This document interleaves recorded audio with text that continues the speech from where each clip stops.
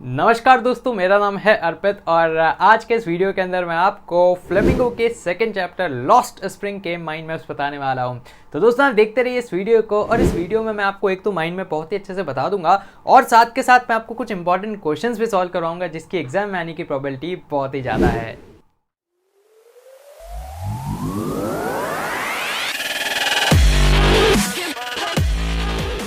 तो दोस्तों इस वीडियो के अंदर हम सीबीएसई के टर्म 1 के हिसाब से आपको सेकंड चैप्टर के माइंड मैप्स यहाँ पर बताएंगे और इसी हिसाब से मैं आपको बताऊंगा ताकि आपके मेजॉरिटी क्वेश्चंस यहाँ पर सॉल्व हो जाएं। और बच्चों आपको डिस्क्रिप्शन में एक लिंक मिलेगा, उस लिंक के थ्रू आप इस कंप्लीट चैप्टर की जो भी पीडीएफ है उसको डाउनलोड कर सकते हैं। और जो भी टर्म 1 का अपना लेटेस्ट सिलेबस है उस हिसाब से आपको मैं कंप्लीट जो सिलेबस है उसके लिंक भी दे दूंगा, तो आप कंप्लीट सिलेबस वहाँ से कवर कर सकते हैं। तो आइए स्टार्ट करते हैं हमारे माइंड मैप्स को पढ़ना।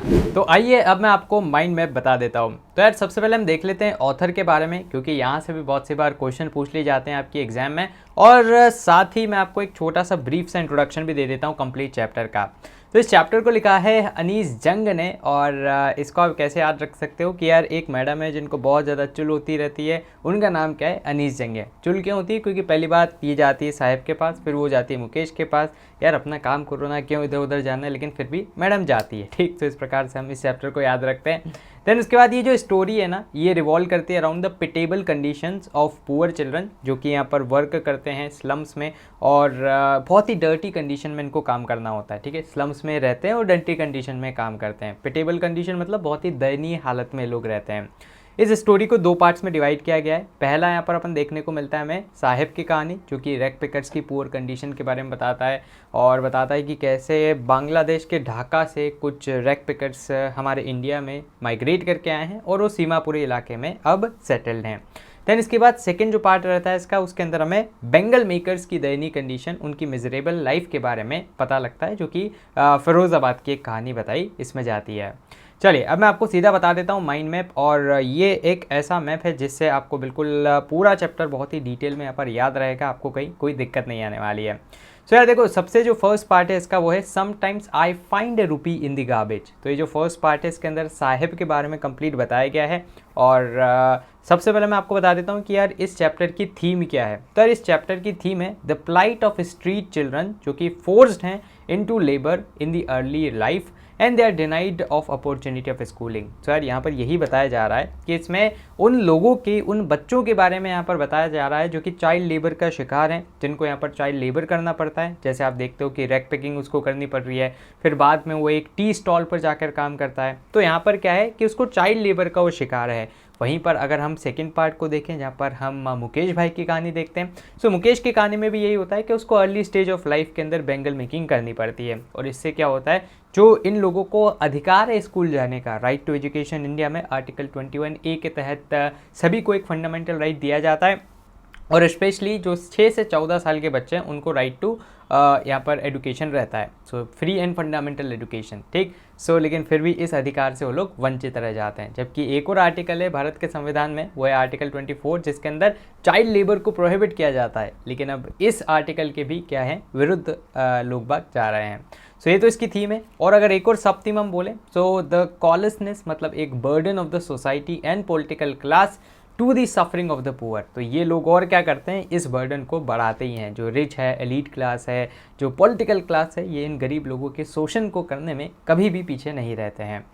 नाउ अब थोड़ा सा ऑथर के बारे में भी आपको बता देते हैं। देखो बहुत सी बार मैंने देखा है क्वेश्चन पूछ लेते हैं सीधा का सीधा, और स्कूल वाले ज़्यादा ऐसा क्वेश्चन पूछते हैं कि ऑथर का जन्म कब और कहाँ पर हुआ था। ठीक, सो याद रख लेना, इसका जन्म 1964 में रौरकेला में हुआ था। देन इसके बाद ये एक ऑथर है, जर्नलिस्ट हैं, कॉलमिस्ट हैं, न्यूज़पेपर के अंदर आर्टिकल्स हैं लिखती हैं, और इंडिया और अब्रॉड में इनकी जो राइटिंग्स है इसको पढ़ा जाता है। देन इसके बाद अब देखते हैं साहिब ए आलम के बारे में, क्योंकि जो पहला हम यहाँ पर पार्ट है उसके अंदर साहिब ए आलम के बारे में ही पढ़ते हैं। साहिब ए आलम कौन है? एक रैग पिकर है, और ये साहिब ए आलम का लिटरल मतलब है लॉर्ड ऑफ द यूनिवर्स। ठीक है, मतलब इसके नाम में आयरनी छुपी हुई है। बहुत सी बार होता है ना, नाम मतलब एक हिंदी में इसके ऊपर वो भी है मुहावरा या लोकोक्ति है कि नाम अंधा और नाम नयन सुख। ठीक है, मतलब नयन से अंधा, नाम नयन सुख। तो अंधा है लेकिन उसका नाम रख दिया नयन का, सुख उसको प्राप्त है। तो इस प्रकार से यहाँ पर भी आयरनी देखने को मिलती है कि यार कहाँ वो गली गली जाकर जो बैगिंग कर रहा है, और कहाँ उसका नाम है साहिब ए आलम मतलब लॉर्ड ऑफ द यूनिवर्स। ना वो एक रेफ्यूजी फैमिली से बिलोंग करता है। देखो रेफ्यूजी मतलब क्या होता है, माइग्रेंट्स, जो कि कहीं से भाग के आए हैं, पलायन करके आए हैं। क्यों करके आए हैं? क्योंकि या तो वहाँ पर वॉर जैसी सिचुएशन है, या फिर वहाँ पर और कोई समस्या है जिसका समाधान वहाँ की सरकारें या फिर उस देश के लोग नहीं कर पा रहे, तो फिर वो पलायन करके बाहर जाते हैं। जैसे अभी अभी आपने अफ़गानिस्तान का देखा होगा, अफ़गानिस्तान में बहुत सारे लोग वॉर या फिर तालिबान के हमले के कारण या तालिबान के कब्ज़े के कारण वहाँ से पलायन करके, माइग्रेट करके किसी और कंट्री में पहुंच रहे हैं। ठीक है, सो ये यहाँ पर ये भी हमारा रेफ्यूजी जो कि ढाका बांग्लादेश से हमारे भारत के अंदर आए हैं। वो सीमापुरी इलाके में रहते हैं जो कि दिल्ली के आसपास का इलाका है, लेकिन मेटाफोरिकली वो बहुत अवे है दिल्ली से। अब इसका मतलब क्या हो गया कि यार दिल्ली को जाना जाता है एक बहुत ही डेवलप्ड शहर, जहाँ पर हर एक basic amenities, facilities, school, colleges, IIT सब कुछ आपको देखने को मिलेगा। लेकिन उस जगह के आसपास ही एक ऐसा इलाका है जहाँ पर कोई भी सुविधा नहीं है। सो मतलब है तो दिल्ली के पास में, है तो दिल्ली की बॉर्डर पे, लेकिन अगर हम इसको मेटाफोरिकली देखें तो बहुत ज़्यादा दिल्ली से दूर है। मतलब दिल्ली के आसपास भी इसके अंदर डेवलपमेंट नहीं हुआ है। देन इसके बाद वो बिल्कुल बेयर फूटी अपने फ्रेंड्स के साथ क्या करता है, स्ट्रीट पर वॉकिंग करता है। एंड इसको मॉर्निंग बर्ड से कंपेयर किया गया है। बहुत सी बार प्रश्न पूछ लिया जाता है, जब CBSE के सैम्पल पेपर में भी एक बार पूछा गया था कि साहेब को किससे कंपेयर किया गया है, morning bird, evening bird, morning eagle, evening eagle. तो यहाँ पर याद रखना मॉर्निंग बर्ड से उसको कंपेयर किया जाता है। नाउ डिप्राइव्ड है वो बेसिक एमिनिटीज़ से, बट यहाँ पर उनके पास एक वैलिड राशन कार्ड है, और उस राशन कार्ड के और बाकी चीज़ों के माध्यम से ही क्या करते हैं, वो वोट भी दे पाते हैं। तो आपने देखा कि कैसे राजनीति चलती है, वो चीज़ बनवा दो भाई साहब जिससे वोट यहाँ पर दे सकते हैं। Now food is more important for survival than an identity. तो बोलते हैं यार भाई हमारे लिए तो खाना ज़्यादा इंपॉर्टेंट है, आइडेंटिटी गई तेल लेने, वो बात की बात में देखी जाएगी। इस प्रकार से यहाँ पर होता है। ठीक, सो फर्स्ट पार्ट के अंदर अपने पास दो ही लोग आपको देखने को मिलते हैं। पहला तो साहिब ए आलम और दूसरी अपनी ऑथर। ठीक है, सो ऑथर का भी अपनों ने इंट्रोडक्शन देख लिया, साहिब भाई का भी देख लिया। अब यहाँ पर मैं आपको बताता हूँ कि क्या होता है जब अनीस जंग का इनकाउंटर होता है साहिब ए आलम से। सो अनीस जंग वहाँ पर उससे पूछती है कि अच्छा आप क्या काम करते हो। तो बोलता है कि यार मैं रैक पैकिंग करता हूँ। फिर वो पूछती है कि आप स्कूल क्यों नहीं जाते हो। सो वो बोलता है कि यार मैडम हमारे आसपास कोई स्कूल ही नहीं है और हमारे पास इतने पैसे भी नहीं है कि हम स्कूल जाएँ। सो फिर अनीस जंग यहाँ पर उससे बोलती है कि अगर मैं स्कूल खोलूँ तो कैसा रहेगा, तुम आओगे? कि जी मैडम ज़रूर आएंगे, खोल के तो देखो आप। लेकिन फिर उसको एम्ब्रेसमेंट होता है, मतलब शर्मिंदगी होती है जब वो अगली बार आके वापस से पूछता है कि मैडम आपका स्कूल खुल गया क्या। तो फिर वो बिल्कुल उसको शर्मिंदगी हो जाती है कि अरे भाई क्या प्रॉमिस करके आ गई मैं, जो मैं कर ही नहीं सकती पूरा। एक और इसमें कहानी है, वो कौन सी कहानी है वो मैं आपको बता देता हूँ। जब वो टेनिस कोर्ट के वहाँ पर रहता है, ठीक है, सो अपना साहिब टेनिस कोर्ट के यहाँ पर रहता है, और टेनिस कोर्ट के वहाँ पर क्या होता है कि दो रईस बच्चे खेल रहे होते हैं। और जब साहिब को देखने वहाँ पर अनीस जंग मैडम पहुँच जाती है, ठीक है, मैंने बोला है शुरू में चुल तो उनको रहती है। तो वो जैसे वहाँ पर पहुँचती है तो फिर क्या होता है, वहाँ पर वो देखती है कि अरे इसने तो फटे जूते पहन रखे हैं। तो उस पर फिर वो साहिब से बात करती है कि बेटा फटे जूते, कह रहे ये तो मेरा सपना है यार, ये तो मैं हमेशा से पहनना चाहता था, वो जो भैया खेल रहे हैं ना उनके जूते हैं। सो मतलब यहाँ पर दिखाया जाता है कि कैसे गरीब लोगों की एस्पिरेशंस क्या रहती है और रियलिटी में मतलब क्या चीज़ उनको फेस करनी पड़ती है। फिर तभी उनकी एक और डिस्कशन होता है कि बच्चा आप क्या कर रहे हो, तुम दिख नहीं रहे यार सुबह सुबह। तो अनीस जंग मैडम को बताता है कि यार मैडम अब मैं एक टी स्टॉल पर काम करना स्टार्ट कर चुका हूँ, और उस टी स्टॉल पे क्या होता है मुझे 800 रुपये महीना मिलता है। अब यार यहाँ से एक बात निकल के आती है कि अब 800 रुपये महीना तो उसको मिल रहा था, खाना वाना सब कुछ मिल रहा था, लेकिन अभी भी वो इतना खुश नहीं था। और इसका कारण यही बताया गया है कि वो खुश इसलिए नहीं था क्योंकि यार भले ही उसको सब कुछ अब सही हो, लेकिन अब वो खुद का मालिक नहीं रहा है, अब वो छोटू बन चुका है ना। अब तो जो टी स्टॉल का मालिक जो कहेगा वो उसको करना पड़ेगा। यहाँ जा तो यहाँ जा, वहाँ जा तो वहाँ जा, उठ तो उठ, बैठ तो बैठ, तो इस प्रकार का सिस्टम है। तो इसलिए वो अब इतना ज़्यादा खुश नहीं रहता जितना पहले वो रैक पैकिंग में खुश रहा करता था। सो ये था अपना फर्स्ट पार्ट।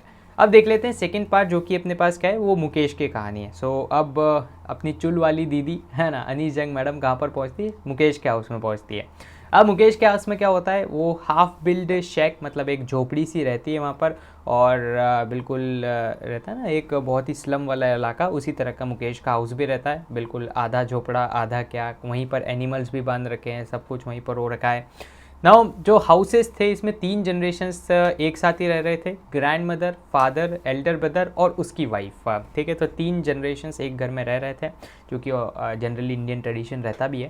देन मुकेश के father head of the family, क्योंकि उसके ग्रैंडफादर अब नहीं रहे हैं, एंड पावर्टी स्ट्राइकन है। ठीक है, पावर्टी स्ट्राइकन मतलब क्या होता है कि भाई गरीबी के वो मारे हैं। Unable to renovate the house, यार इतनी ज़्यादा गरीबी है कि अपने हाउस को जैसा है वैसा ही वो चल रहा है भाई सब, सदियों से बरसों से हमारी प्रतिष्ठा परंपरा सब कुछ चली आ रही है, ठीक, तो उसको बदल नहीं पा रहे हैं क्योंकि इतना पैसा ही नहीं है। रिनोवेशन कराना है तो वापस से 1-1.5 लाख 2 लाख का खर्चा होता है। अब भाई उनकी सैलरी 10,000 2,000 5,000 है, तो कैसे वो रेनोवेशन करा सकते हैं।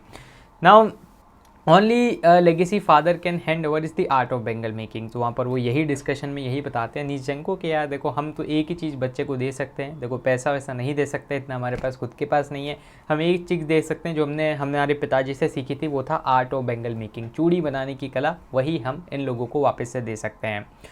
नाउ यहाँ पर क्या होता है, ग्रैंड मदर बिलीव करती है art of Bengal making is a God given lineage, कि यार ये क्या है, आर्ट ऑफ बेंगल मेकिंग तो हमें भगवान से मिली हुई एक कला है, और इस कला का तो हम बहुत ही ज़्यादा ऋणी हैं, भगवान का बहुत ज़्यादा धन्यवाद करते हैं, ठीक है, गॉड गिवन लाइनेज है, तो भगवान ने हमें इस कला से नवाजा है। जो present state of affairs is a result of Karma and destiny. तो यहाँ पर आप याद रखना बच्चों, क्वेश्चन पूछ लिया जाता है वहाँ पर कंफ्यूज हो जाते हैं, हम कह रहे हैं कर्मा डेस्टिनी ये तो कभी जीवन में हमने पढ़ा ही नहीं। तो यहाँ पर उसकी दादी बोलती है कि यार ये तो कर्मों का फल है, जो हमने कर्म किए होंगे उतना ही फल हमें यहाँ पर देखने को मिलेगा, और ये हमारी डेस्टिनी भी है। देन इसके बाद time stand stills in Firozabad. यहाँ पर क्या होता है, no progress no development despite years of mind numbering toil. कितना ही आंदोलन कर लो, कुछ भी कर लो, यहाँ पर क्या हो, कोई भी प्रोग्रेस का साइन देखने को नहीं मिलता है।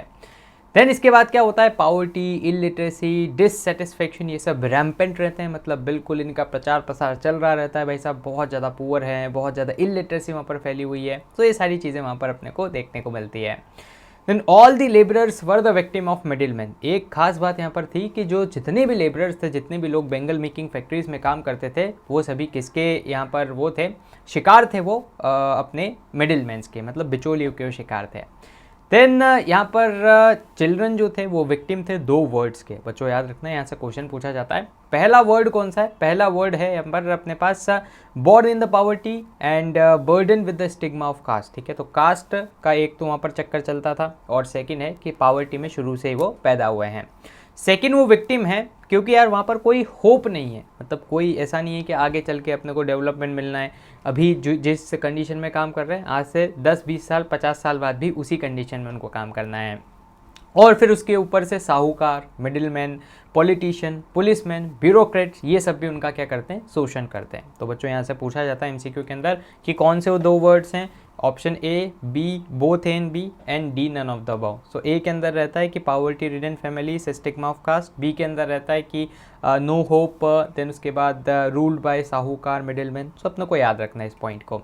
अब यार उनका डिज़ायर जो ड्रीम है, मतलब जो सपने देखने की क्षमता है, ताकत है, उसको क्या किया जाता है, चकनाचूर कर दिया जाता है बचपन के अंदर ही, कि वहीं से उनको कोई सपने न रहे तो आगे चलकर बिल्कुल वो मशीन की तरह बेंगल मेकिंग फैक्ट्री में काम करते रहे ना। लेकिन जो अपना मुकेश था थोड़ा सा अलग था। मुकेश वैसे तो गिलास फैक्ट्री में काम करता था फिरोज़ाबाद के अंदर, लेकिन उसको एक मोटर मैकेनिक बनना था। वो यहाँ पर कार को ड्राइव करना सीखना चाहता था, और वो रियलाइज़ करता है that dreaming of airplane would be over reaching himself, ठीक है। यहाँ पर वो पूछती है कि यार तू कार ही क्यों चलाना चाहता है ना, अपनी जो राइटर मोहतरमा है पूछती है बेटा तू कार क्यों चलाना चाहता है, तो बोलता है कि यार मैं कार यही मेरे मतलब रीच के अंदर है, अगर मैं एरोप्लेन के सपने देखूंगा तो बहुत ही बड़े हो जाएंगे, ये मेरी रीच के बाहर हैं। His family is unaware of the child labour is illegal and ban by law. तो उसको पूछा जाता है कि क्या आपको पता है कि चाइल्ड लेबर इलीगल है और लॉ के द्वारा इसको बैन किया गया है, तो बोलती है कि नहीं हमें तो पता ही नहीं है यार ऐसा कोई लॉ है ना। यहाँ पर अनीजंग बताती है कि आर्टिकल 24 ऑफ द कॉन्स्टिट्यूशन ये आपको बताता है कि आप हाई कोर्ट सुप्रीम कोर्ट हर जगह जा सकते हैं, रिट लगाई जा सकती है, लेकिन बोलते हैं भाई हमें तो इतना कुछ भी नहीं पता। नाउ वर्किंग कंडीशन किस प्रकार की रहती है ग्लास फर्नेस के अंदर, मैं आपको बता देता हूँ। देखो हाई टेम्परेचर रहता है, डिंजी सेल्स मतलब बहुत ही छोटे छोटे सेल्स रहते हैं, उसके अंदर लोगों को काम करना होता है, जहाँ पर लाइट और हवा का कोई भी लेना देना नहीं है। चिल्ड्रन की जल्दी उम्र में क्या हो जाती है, आई साइट लूज हो जाती है। और अब कंडीशन देख लेते हैं कैसी है फिरोज़ाबाद के अंदर लिविंग। तो देखो स्टिंकिंग लेंस है, मतलब जैसे आप गलियों में जाओगे बहुत ही सकड़ी सकड़ी गलियां हैं, वहीं पर जानवर भी हैं, गार्बेज भी है, और नालियां चौक हो रखी है। देन उसके बाद जो पूरी लेन है उसमें से बहुत ज़्यादा बदबू आ रही है। तो इस प्रकार का कंप्लीट सीन सिनेरियो चल रहा है। हाउसेस विथ कम्बलिंग वॉल्स, ठीक है, ऐसे ऐसे घर हैं कि भाई सब कब दीवार गिर जाए पता ही नहीं है ना। कोई डोर विंडो किसी का कोई काम नहीं है ज़्यादा, है ना। डोर भी जैसे जैसे रहता है ना बिल्कुल झुग्गी झोपड़ियों के अंदर, उस प्रकार के डोर से वहाँ पर ह्यूमन्स एंड एनिमल्स दोनों साथ रह रहे होते हैं। तो इस प्रकार का वहाँ पर काम है। लास्ट वाला पॉइंट है कोऑपरेटिव सोसाइटी अ वे आउट। तो ये क्या होता है यार कि कैसे ये लोग यहाँ से बाहर निकल सकते हैं, कैसे इस कंडीशन से वो अपने आप को उभार सकते हैं। सो fear of police, lack of leadership and ये सब क्या होता है, मिडिल मैन, इन सभी का जो भय है ये इन लोगों को एक कोऑपरेटिव बनने से रोकता है। वरना अगर एक कोऑपरेटिव बन जाए, सब एक साथ मिलजुल कर आवाज़ उठाएं, काम करें, तो भाई सब दुनिया की कोई भी ताकत नहीं है जो इनको रोक सकती। लेकिन पहले से यार इनको इतना डर है कि ये यहाँ पर एक कोऑपरेटिव नहीं बन पाते हैं। Fear of police, lack of leadership है तो है ही, एंड देन उसके बाद they are caught in a vicious cycle. एक विशियस साइकिल ऑफ पॉवर्टी में ये सब क्या है, कॉट हैं, और पॉवर्टी, इनजस्टिस, ये सभी इन लोगों पे हावी हो चुकी है। तो यार ये था एक बहुत ही छोटा सा यहाँ पर माइंड मैप। उम्मीद है आपको दोनों चैप्टर यहाँ से क्लियर हुए होंगे। कोई भी डाउट हो तो प्लीज़ आप बताइएगा। अभी मैं आपका एक MCQ पोल भी ले लेता हूँ। उसके पहले मैं आपको बता देता हूँ यार अनअकैडमी के एमर्ज के बारे में। ये क्या है, ये एक इंडिया की फ्री मॉक टेस्ट सीरीज़ है जो कि क्लास 10th एंड 12th के स्टूडेंट्स के लिए, जहाँ पर बिल्कुल जैसा टर्म 1 आपका रहेगा ना OMR बेस्ड, सो इसी प्रकार से यहाँ पर MCQ बेस्ड ये रहेगा। और MCQ बेस्ड 90 मिनट्स का आपका टर्म 1 भी रहने वाला है, 90 मिनट्स का ही भी रहेगा। खास बात क्या है बच्चा पार्टी यहाँ पे कि लाइव मॉक टेस्ट रहेगा, हर वीक के आपके लिए ऑर्गेनाइज हो रहा है। 18 एंड 19 सितंबर से स्टार्ट हो रहा है। देन उसके बाद यहाँ पर वीडियो सोल्यूशंस आपको टॉप एडुकेटर्स के द्वारा प्रोवाइड किए जाएंगे। सबसे बेस्ट बात है यार यहाँ पर ऑल इंडिया रैंक आपको देखने को मिलेगी। तो आपको पता लग जाएगा कि यार किस प्रकार से आपकी परफॉर्मेंस चल रही है। जैसे क्लास में जब टेस्ट होता है तो 50 से 60 बच्चों के बीच में आपका टेस्ट हो पाता है, उनके बीच में आपको रैंक पता लगती है। लेकिन यहाँ पर आपको हज़ारों लाखों बच्चों के बीच में अपनी रैंक्स पता लगेगी। तो बिल्कुल आप एक ओवरऑल जायज़ा ले सकते हैं अपनी तैयारी का। देन इसके बाद देखो क्लास 10th के लिए ये स्लॉट्स हैं, साइंस और मैथ्स का टेस्ट है, आप दोनों टेस्ट को दे सकते हो, कोई दिक्कत नहीं है। और 12th वाले बच्चों के लिए मैथ्स, बायोलॉजी, फिजिक्स, केमिस्ट्री, इन सभी का टेस्ट है। तो अपने हिसाब से अपना टाइम देख लीजिएगा, जैसे 18 सितंबर, 19, 20, 21, ठीक है। और टाइम इसका रहेगा 5 से 6.5, 90 मिनट्स का टेस्ट रहेगा। तो 60 + 30 90 मिनट्स का टेस्ट हो गया। सो बिल्कुल आप फ्री में यार इसमें एनरोल कर सकते हो, लिंक आपको डिस्क्रिप्शन में मिल जाएगा। और अगर आपसे कहीं अनलॉक कोड पूछे तो आप कोड लगा दीजिएगा APpedia, जो अपने चैनल का नाम है, बस वही कोड लगा देना, आपका काम बन जाएगा। बढ़ते हैं यार बच्चा पार्टी आगे, आपसे कुछ क्वेश्चन पूछ लेते हैं। Who is the author of lost spring? तो मैंने आपको बताया था चुल वाली दीदी अपनी अनीस जंग, यही क्या है, ऑथर हैं लॉस्ट स्प्रिंग की। देन ये जो स्टोरी है इसको एक एग्जर्प्ट लिया गया है। कहाँ से लिया गया है यार, ये बहुत ही आसान है, चैप्टर का नाम डायरेक्ट पूछ रखा है कि lost spring stolen of stories of stolen childhood से इसको लिया गया है। नेक्स्ट है कि what does author analyse in the story? किस चीज़ को एनालाइज करती है यार ऑथर? तो ऑथर एनालाइज करती है पुअर चिल्ड्रन को और उनके प्रति हो रहे एक्सप्लॉइटेशन को। बच्चों मैंने शुरू में आपको बताया था थीम और सब थीम के अंदर। What is the central theme? क्या है सेंट्रल थीम? है यार pitiable conditions and the lost childhood, ये भी हमने डिस्कस किया था। क्या फोर्स करता है चिल्ड्रन को to live a life of exploitation? तो बिल्कुल गरीबी जो है, एक्सट्रीम पॉवर्टी, उनको फोर्स करती है इस तरह के जीवन जीने के लिए। According to author garbage parents के लिए क्या था? तो यार पेरेंट्स के लिए जो गार्बेज था वो एक मीन्स ऑफ सर्वाइवल था, इसी से वो जी सकते थे। जबकि गार्बेज फॉर द चिल्ड्रन क्या था? वो एक वंडर था। तो बच्चों के लिए तो वंडर था, कभी उनको क्या मिल जाता था, कभी क्या मिल जाता था, लेकिन जो पेरेंट्स थे उनका तो उससे घर चलता था। हु वॉज साहेब? साहेब कौन था? तो ये तुमने अभी पढ़ा था कि एक रैक पिकर था। देन साहिब किस चीज़ की यहाँ पर तलाश कर रहा है? तो वो गोल्ड को सर्च कर रहा है। डायरेक्ट टेक्स्ट में लाइन दे रखी है, Sahib was looking for gold. And last प्रश्न है, is Sahib happy working in the tea stall? क्या साहिब खुश है टी स्टॉल में काम करके? तो इसका आंसर रहेगा नो। अर्निंग वो कर रहा है लेकिन अब फ्रीडम नहीं रही है, अब वो किसी और का गुलाम बन चुका है। तो दोस्तों फिलहाल के लिए इस वीडियो में इतना ही। मुझे उम्मीद है कि आपको ये वीडियो पसंद आया होगा। अगर आपके कोई भी डाउट्स हों, सवाल हो या सुझाव हो तो उसको आप कमेंट बॉक्स में लिख दीजिएगा। दोस्तों मैंने आपके लिए कमेंट बॉक्स के अंदर एक इंपॉर्टेंट क्वेश्चन को पिन अप कर रखा है, आपको उसका आंसर #ANS लिखकर अगली लाइन से स्टार्ट करना है। दोस्तों आप हमारे चैनल को भी सब्सक्राइब कर लीजिएगा, क्योंकि इससे हमें और भी ज़्यादा मोटिवेशन मिलता है आपके लिए वीडियोज़ बनाने के लिए।